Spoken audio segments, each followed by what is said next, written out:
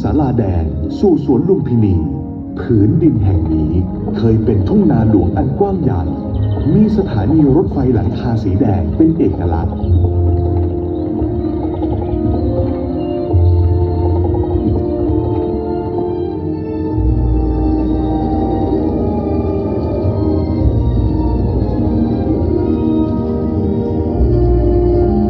เป็นสถานที่ประกอบพระราชพิธีจรดพระนางคันแรกนาขวัญ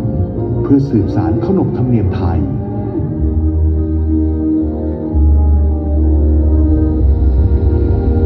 พุทธศักราช 2468 ทรงมีพระราชดำริให้จัดงานสยามรัฐพิพิธภัณฑ์เพื่อประกาศความเจริญของสยามสู่อารยประเทศ